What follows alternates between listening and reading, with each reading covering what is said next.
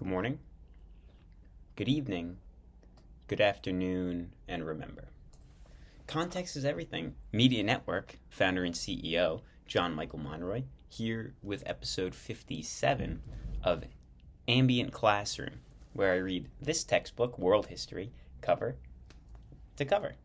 Did you hear that shoulder crack? I don't know if that came over on the computer audio, but it happened. So, let's do a review because context is everything, right? That means that today, context is everything as well.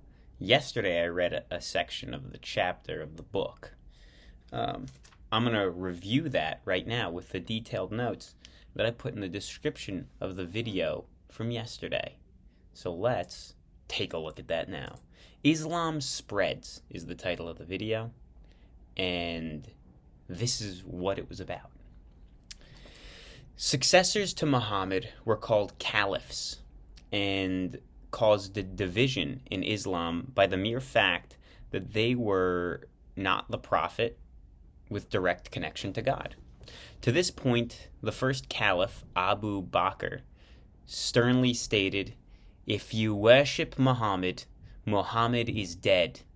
If you worship God, God is alive." In spite of this division, followers of Islam united and began a dominant military conquest. They conquered great chunks of the Byzantine Empire, including provinces of Syria and Palestine, with the cities of Damascus and Jerusalem. Very important. Next, they rapidly demolished Persian Empire and swept into Egypt. In 711 AD, Arab armies crossed the Strait of Gibraltar into Spain and pushed north into France, where they were defeated at the Battle of Tours. We spoke about that earlier. I think Philip IV was the French leader. I don't know. I'm trying to remember. Muslim rulers in Spain presided over brilliant courts where the arts and learning thrived. In centers of learning, such as the city of Cordoba, rulers employed Jewish officials and welcomed Christian scholars to study science and philosophy. Architects built grand buildings such as the Alhambra, a stronghold palace in Granada. Muslim civilizations also thrived in Sicily and other Mediterranean islands seized by Arab forces in the late 800s. Sunni and Shiites and Sufis. These are different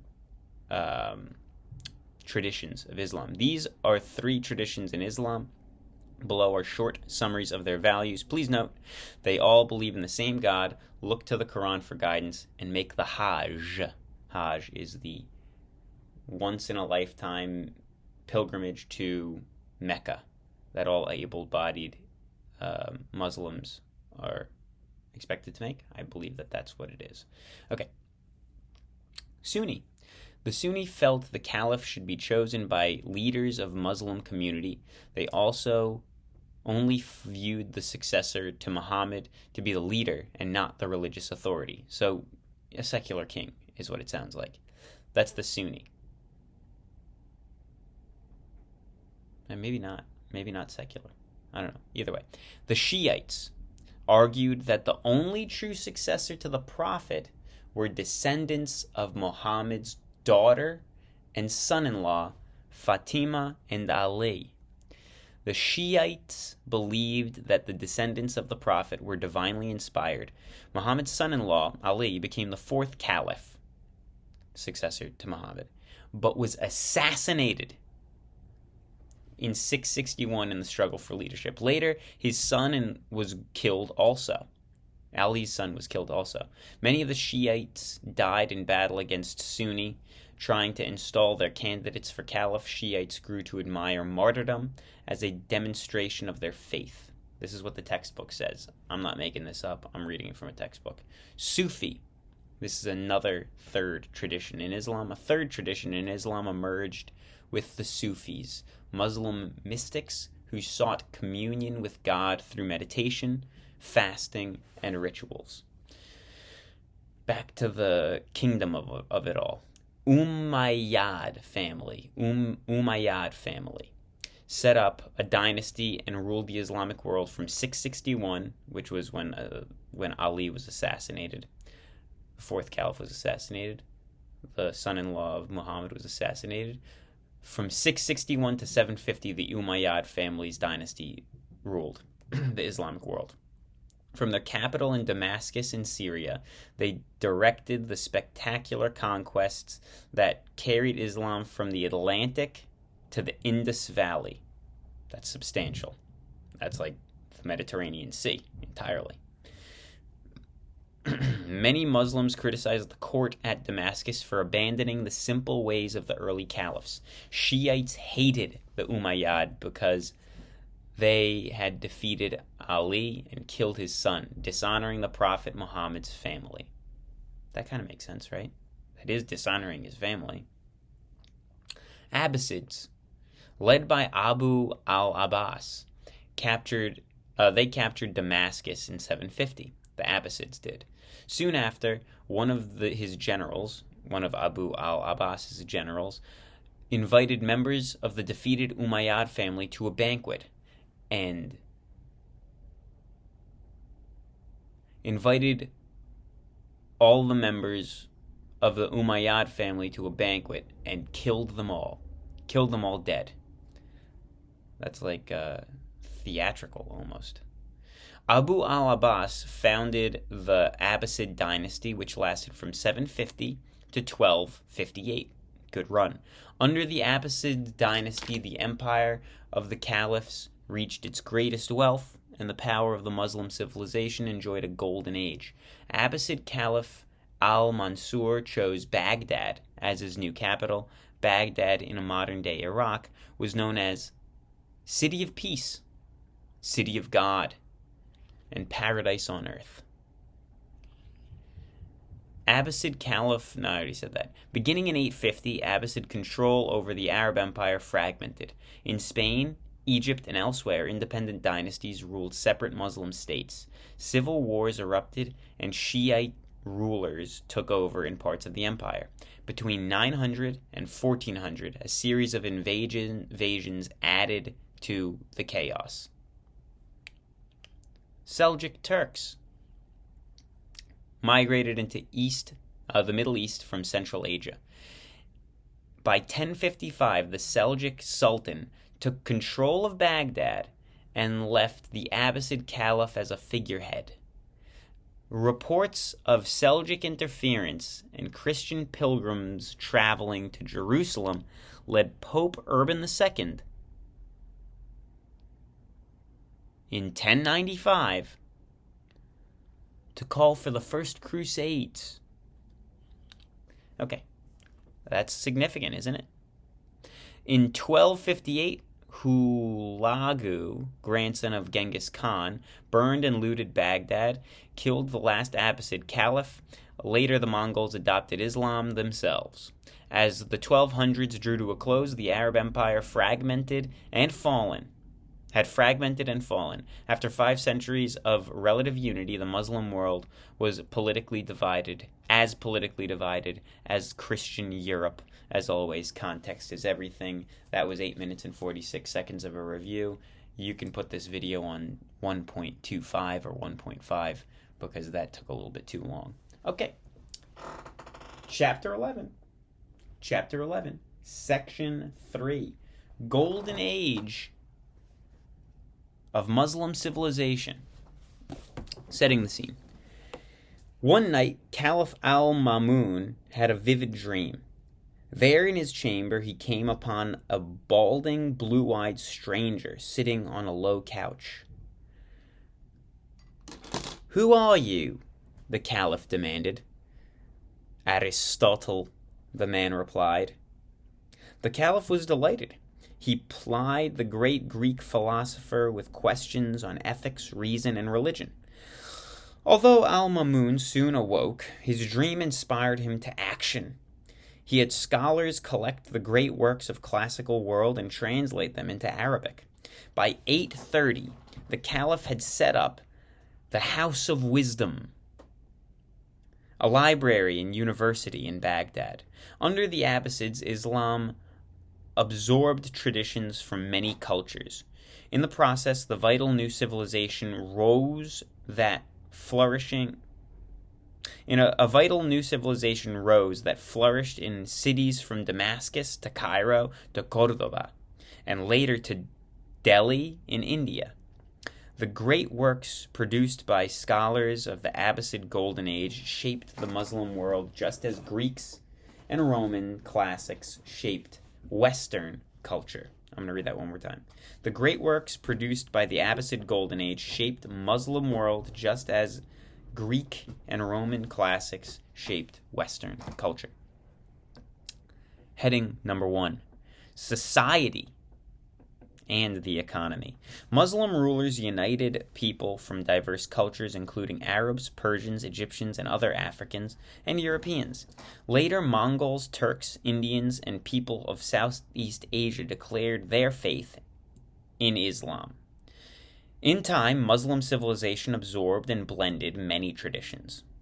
Subheading social classes. Social classes. Muslim society was more open than that of medieval Christian Europe. Although Arabs had held themselves apart from non-Arab Muslims at first, that distinction faded under the Abbasids. People enjoyed a certain degree of social mobility, the ability to move up in social class.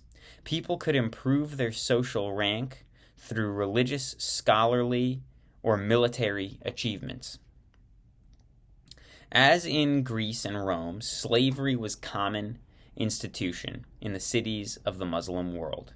Slaves were brought from conquered lands in Spain, Greece, Africa, and India, and Central Asia. Muslims could not be enslaved, though. If non-Muslim slaves converted to Islam, they did not automatically gain their freedom, but their children did. A female slave who married her owner also gained freedom.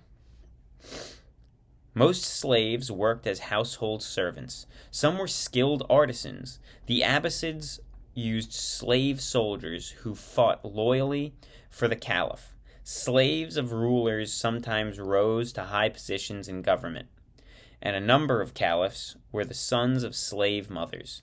Islamic law encouraged the freeing of slaves. Many slaves bought their freedom, often with the help of charitable donations or even state funds. An international trade network is a subheading that I'm starting now. An international trade network. Merchants were honored in the Muslim world, in part because Muhammad had been a merchant. A traditional collection of deeds and sayings stated, "The honest, truthful Muslim merchant will stand with the martyrs of the day of judgment. I command the merchants to you, for they are the couriers of the horizon and God's trusted servants on earth." Sayings of the Prophet. Let me read it again. A traditional collection of deeds, sayings, of deeds and sayings said, "The honest, truthful Muslim merchant will stand with the martyrs on the day of judgment. I command the merchants to you, for they are the couriers of the horizon and God's trusted servants on earth." Interesting. Between 750 and 1350, merchants built a vast trading network across the Muslim world and beyond, spreading Islam peacefully in their wake. Camel caravans, the ships of the desert, crossed the Sahara into West Africa. Muslim traders traveled the Silk Road from China. Monsoon winds carried Arab ships from East Africa to India. Everywhere Muslim traders bought and exchanged goods, creating great fortunes for the most successful. Everywhere Muslims traders bought and exchanged goods, created great fortunes for the most successful. Okay. Trade spread both products and technology. As you have read, Muslim merchants brought Arabic numerals from India to the Western world. Arabs also carried sugar from India and paper-making from China. A common language and a common religion helped this global exchange to grow and thrive. Extensive trade and prosperous money economy led Muslims to pioneer new business practices. They set up partnerships, bought and sold on credit, and formed banks to change currency. To transfer money more easily, Muslims invented the ancestors of today's bank checks. We get our word check from the Arabic word sak, S-A-K-K, sak. I don't know what the double K does to the pronunciation of the A. Sak, we'll call it. Bankers developed the sophisticated system of accounting. They opened branch banks in all major cities so that a check written in Baghdad might be cashed in Cairo, where the Great Pyramid is, and the other ones, and the cat. Manufacturing. Subheading. As in medieval Europe, handcrafted manufacturing in Muslim cities was typically organized by guilds. The head of the guild, chosen by their members, often had the authority to regulate prices, weights and measurements, methods of production, and the quality of products. Most labor was done by wage workers across the Muslim world. Artisans produced a wealth of fine goods: steel, swords from Damascus, leather goods from Cordoba, cotton textiles from Egypt, and carpets from Persia were highly valued. Workshops also turned out fine glassware, furniture, and tapestries. Agriculture. Subheading. Outside of the cities, agriculture flourished across the wide variety of climates and landforms. Muslim farming cultivated sugarcane, cotton, dyes, medicine, herbs, fruits, vegetables, and flowers that were bought and sold in the world's market. The more arid regions of the Muslim world were basically divided in two kinds of lands: the desert and the sown. The desert and the sown. Small farming communities faced a constant scarcity of water. To improve farm output, the Abbasids organized massive irrigation projects that drained swampland between the Tigris and the Euphrates. Farmers in Mesopotamia, Egypt, and the Mediterranean coast produced grain, olives, dates, and other crops. Dates are delicious and very high in calorie. And of the earth. Natural. Oh, I had a good idea for an invention. Tell me what you think in the comments below. Really good combination. It's simple. It's not an invention, really. It's like a peanut butter and chocolate kind of a mixture. Just a healthy choice. So this is what it is. 3 parts roasted sprouted pumpkin seeds, lightly sea salted, to 4 parts raisins.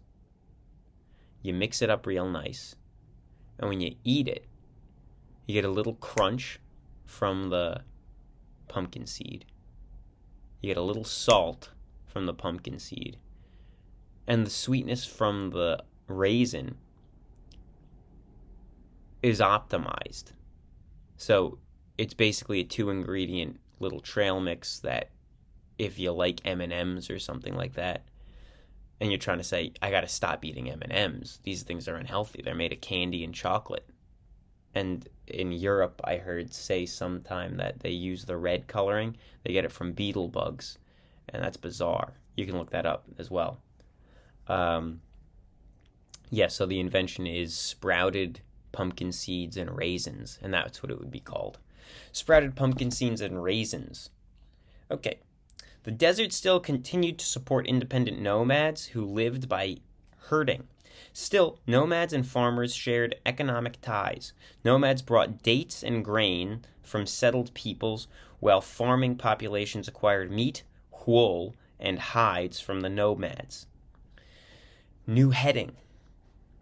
A new heading, Arts and Literature. As in Christian Europe and Hindu India, religion shaped the arts and literature of the Islamic world. The great works of the Islamic literature was the poetic Quran itself. Scholars studied the sacred words in the Quran in Arabic and then produced their own works interpreting its meaning. Muslim art and literature reflected the diverse traditions of various people who lived in the Muslim world, who lived under Muslim rule. Muslim artists and writers were also influenced by the skills and styles in many people with whom they came in contact, including Greeks, Romans, Persians, and Indians. Subheading, under Arts and Literature, Design and Decoration. Because the Quran strictly banned the worship of idols, Muslim religious leaders forbade artists to portray God or human figures in religious art. The walls and ceilings of mosques were decorated with elaborate, abstract geometric patterns. The arabesque, an intricate design composed of carved lines that suggested floral shapes, appeared in textiles and glassware. I forgot these. Darn it. That'll cost me some time. I didn't use my sticky notes. That's going to cost me time when I'm writing the detailed notes in the description below, in case you just want to read it, because I'm giving you as detailed information as I possibly can without writing the whole thing over. Okay. Sticky notes. Forgot to use them, but I'm starting from now on. Okay.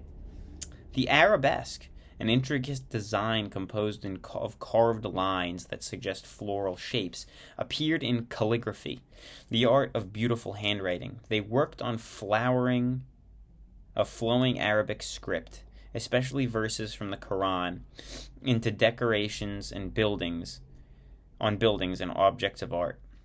The non-religious art from Muslim artists did paint human and animal figures. Arabic scientific works were often lavishly illustrated. Literary works and luxury objects sometimes showed stylized figures.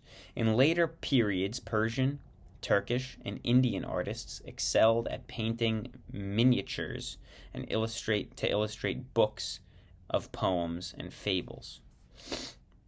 Architecture. Subheading. Architecture. Muslim architects adapted the dome and arcs of the Byzantine buildings to new use. In Jerusalem, they built the Dome of the Rock, a great shrine capped with a magnificent dome. Domed mosques and high minarets dominated Muslim cities the same way cathedral spires dominated medieval Christian cities. Interesting. Poetry. Subheading under Arts and Literature. Long before Muhammad, Arabs had a rich tradition of oral poetry and musical verses. Bedouin poets chanted the dangers of desert journeys, the joys of battle, or the glories of their clan. The most important themes were chivalry and the romance of nomadic life, reoccurring in Arab poetry throughout the centuries.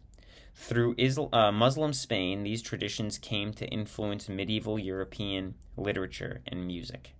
Later, Arab poets developed elaborate formal rules for writing poetry and explored both religious and worldly themes. The poem of Rabi'a, Rabiah. The poems of Rabi'a al-Adawiyya expressed Sufi mysticism and encouraged the faithful to worship God selflessly, without hope of reward. If I worship thee in hope of paradise, exclude me from paradise. If I worship thee in hopes of paradise, exclude me from paradise. I like that. She wrote in one of her prayer poems. Other poets praised important leaders, described the lavish lives of the wealthy, sang of the joys and sorrows of love, or conveyed nuggets of wisdom. The reason why I say I like the phrase, "If I worship thee in hopes of paradise, exclude me from paradise," it is reflective of a transcendent quote from the Gospel of Matthew. I don't remember chapter and verse, but it is Gospel of Matthew, and he says something to the effect of, and listen up, because this is what religion is about. Those who beat their chests in the city square and make it very clear that they're devout and prayerful people, and they do so in public, these people have gotten their reward. Their reward is the social understanding that, wow, look at that person, look how pious they are. Look at them. And then they say, those who go to their deep inner room and pray there, their reward will be eternal. So that reminds me of it, because it's saying don't be show-offish with your prayer. Do so more as a personal exploration. What they said actually has nothing to do with what I just said. I just went off on a little bit of a tangent there. Moving on. Persian Muslims also had fine poetic traditions. Ferdowsi wrote in Persian using Arabic script. His masterpiece, the Shah Nama, or Book of Kings, tells of the history of Persia. Omar Khayyam, famous in Muslim world as a scholar and astronomer, is best known to Westerners for the Rubiyat. In his collection of 4-line poems, Khayyam meditates on fate and the fleeting nature of life. The moving fingers writes, and having writ, moves on. Nor all your piety nor wit shall lure it back to cancel half the line, nor all your tears wash out the word of it. Whoa. The moving finger writes, and having writ moves on. Nor all the piety nor wit shall lure it back to cancel half a line, nor all your tears wash out a word of it. I think that's profound. Tales. Subheading. Arab writers prized the art of storytelling. Across their empire, they gathered and adapted stories from Indian, Persian, Greek, Jewish, Egyptian, and Turkish sources. The best-known collection is The 1001 Nights, a group of tales narrated by fictional princess Shuherazadu. Shuherazadu. Yikes. I don't know how to pronounce that. They include romance, fables, adventures, and humorous anecdotes. Many set in Baghdad of Harun al-Rashid, later versions filtered into Europe, where millions of children thrilled to Aladdin and his magic lamp, or Ali Baba and the 40 Thieves. New heading. This is a long section. Page and a half left. World of learning. Seek knowledge even as far as China, Muhammad said. Although he could not read or write, his respect for learning inspired Muslims to take great advances in learning. Boys and girls were provided with elementary education. This training emphasized reading and writing, especially study of the Quran. Institutions of higher learning included schools for religious instruction and the study of Islamic law. Al-Mamun and later caliphs made Baghdad into the great Muslim center of learning. Its vast libraries attracted a galaxy of scholars who were well paid and highly respected. Other cities like Cairo, Bukhara, Timbuktu, and Cordoba had their own centers of learning. In all these places, Muslim scholars made advances in philosophy, mathematics, and medicine, and other fields. They preserved the learning of earlier civilizations by translating ancient Persian, Sanskrit, and Greek texts into Arabic. Philosophy. Subheading under a world of learning. Muslim scholars translated works of Greek philosophers as well as Hindu and Buddhist texts. Like later Christian thinkers in Europe, Muslim scholars tried to harmonize Greek ideas about reason with religious beliefs based on divine revelation. In Cordoba, the philosopher Ibn Rushd, known in Europe as Averroes, put all the knowledge except the Quran to test of reason. His writings on Aristotle were translated into Latin and influenced Christian scholastics in medieval Europe. Another Arab thinker, Ibn Khaldun, set standards for scientific study of history. He stressed the importance of economic and social structures as causes of historical events. He also warned about common sources of error in historical writings. These included bias, exaggeration, and overconfidence in the accuracy of one's sources. Khaldun urged historians to trust sources only after thorough investigation. Smart. Mathematics. Muslim scholars studied both Indian and Greek mathematics before making their own original contributions. The greatest Muslim mathematician was al-Khwarizmi. His work pioneered the study of algebra from the Arabic word al-jabr. Oh, didn't know that. Algebra is an Arabic word. Interesting. In the 800s, he wrote a book that was later translated into Latin and became the standard mathematics textbook in Europe. Astronomy. Like many scholars of the time, al-Khwarizmi made contributions in other fields. He developed a set of astronomical tables based on Greek and Indian discoveries at observatories from Baghdad to Central Asia.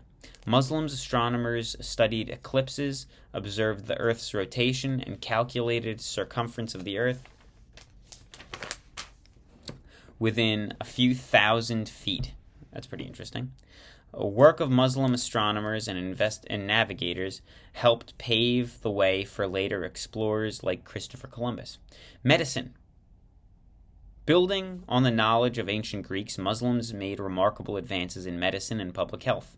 Under the caliphs, physicians and pharmacists had to pass tests before they could practice their profession.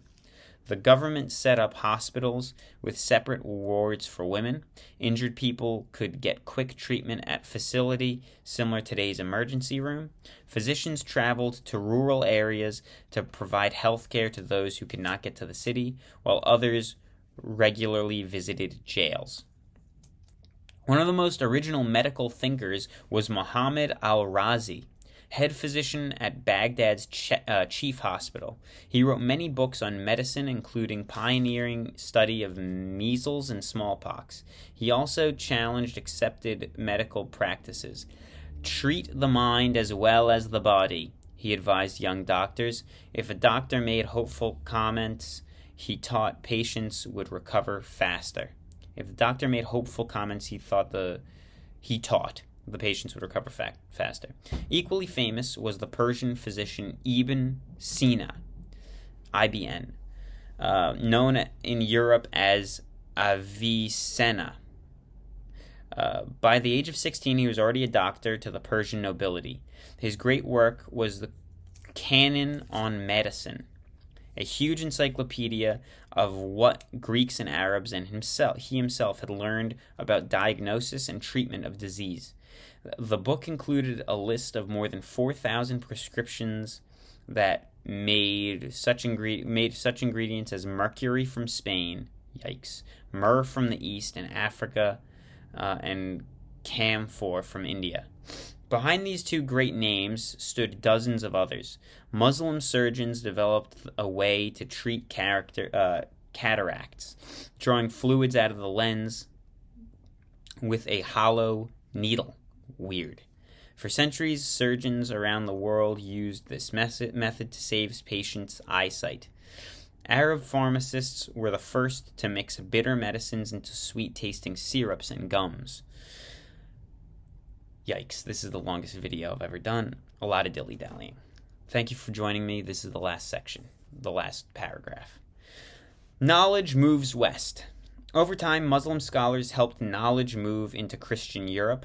The two main routes of entry were through Spain and through Sicily. Christian European scholars were reintroduced to achievements of Greco-Roman civilization. They studied Muslim philosophy, art, and science. Eventually, European physicians began to attend Muslim universities in Spain and translate Arabic medical texts. For 500 years, the works of Avicenna and al-Razi were the standard medical textbooks at European universities. Good morning, good evening, good afternoon. Remember, context is everything. Have a good weekend. Bye-bye.